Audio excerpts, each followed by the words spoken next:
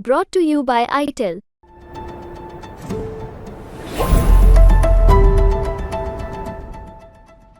क्या हरियाणा में बीजेपी की नायब सिंह सैनी सरकार गिर जाएगी? क्या लोकसभा चुनाव के बीच भूपेंद्र हुड्डा ने खेल कर दिया? ये सवाल इसलिए पूछे जा रहे हैं क्योंकि जिन निर्दलीय विधायकों के दम पर हरियाणा में बीजेपी ने अपनी सरकार बना रखी थी, उनमें से 3 ने अपना समर्थन वापस ले लिया है। खबर यहाँ तक है कि चौथा विधायक भी समर्थन वापस ले सकता है। 90 विधायकों वाली हरियाणा विधानसभा में अभी 88 विधायक हैं। इनमें से भाजपा के पास 43 विधायकों का समर्थन बचा है, वहीं विपक्ष में 45 विधायक हो गए हैं। मौजूदा सरकार से लोगों का मन विमुख हो गया और ये लोगों की बात देखकर ही आज इन्होंने फैसला किया कि जो इन्होंने समर्थन दे रखा था तो समर्थन वापस लिया इन्होंने और भारी बात से कांग्रेस पार्टी का समर्थन।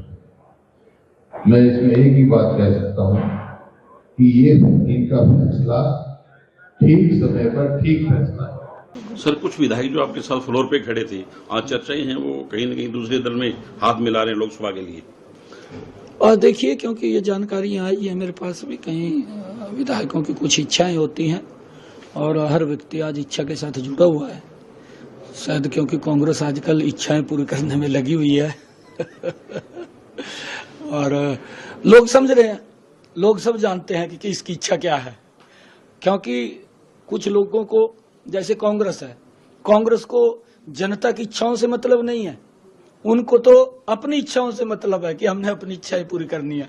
कांग्रेस लगी हुई है उनकी इच्छाएं पूरी करने में और आगे तो जनता ने उनकी इच्छाएं पूरी करनी है। जिन निर्दलीय विधायकों ने समर्थन वापस लिया है उनमें पुंडरी से विधायक रणधीर गोलन, नीलोखेड़ी से धर्मपाल गोंदर और चरखी दादरी से विधायक सोमवीर सांगवान शामिल हैं। यह ऐलान रोहतक में किया गया। कहा जा रहा है कि 10 दिन पहले ही इसकी पटकथा लिखी जा चुकी थी। ये घटनाक्रम तुरंत का नहीं है, ये समय को चुना गया है और ये बैठक करीब 10 दिन पहले से हो गई थी। इस पर तय हो गया था कि कौन सी तारीख को ये घोषणा की जाएगी। ये पूरी जो घटनाक्रम है इसके सूत्रधार भूपेंद्र सिंह हुड्डा हैं और ये एक बैठक इनकी चंडीगढ़ में हुई थी चारों विधायकों के साथ। इस पूरी जो घटनाक्रम है, चारों विधायकों को साथ लेके आने में सबसे बड़ा जो रोल है वो है चरखी दादरी के निर्दलीय विधायक सोमवीर सांगवान का।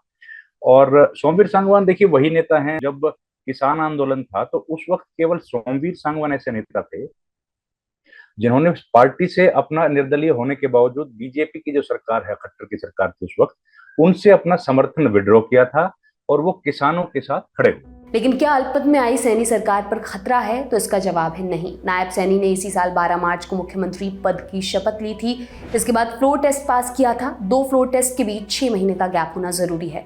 ऐसे में विपक्ष सितंबर 2024 तक अविश्वास प्रस्ताव नहीं ला सकती है। इसी साल अक्टूबर-नवंबर में हरियाणा में चुनाव होने हैं। यही वजह है कि भूपेंद्र हुड्डा राष्ट्रपति शासन की मांग कर रहे हैं। कांग्रेस पार्टी के जो विधायक हैं वो कहीं टूटने की स्थिति में नहीं है, वो बिल्कुल साथ खड़े हुए हैं। बीजेपी के विधायकों को टूटने की जरूरत नहीं।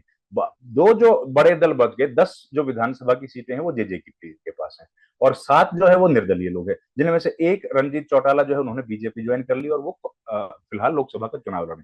तो जो 16 विधायक बच गए हैं, उन 16 विधायकों में से अधिकतर लोगों ने या तो अपनी पार्टी शिफ्ट करके, 4 जो विधायक है वो कांग्रेस को समर्थन दे दिया है और जेजेपी के लगभग 4 से 5 विधायकों ने बीजेपी को समर्थन दे दिया है।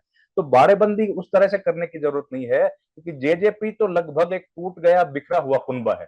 उसमें जो विधायक हैं वो सिर्फ परिवार के और एक अनूप धानक जो मंत्री थे वो बच गए हैं। उसके अलावा लगभग हर विधायक अपने आप को वहां से डिटैच्ड फील कर रहा है और वो पार्टी के न किसी कार्यक्रम में हिस्सा बन रहा है और ना पार्टी के लिए वो कैंपेन कर रहा है। दूसरा, जो निर्दलीय विधायक थे इनकी स्थिति साफ हो गई। 4 विधायक जो है वो छोड़ करके चले गए हैं।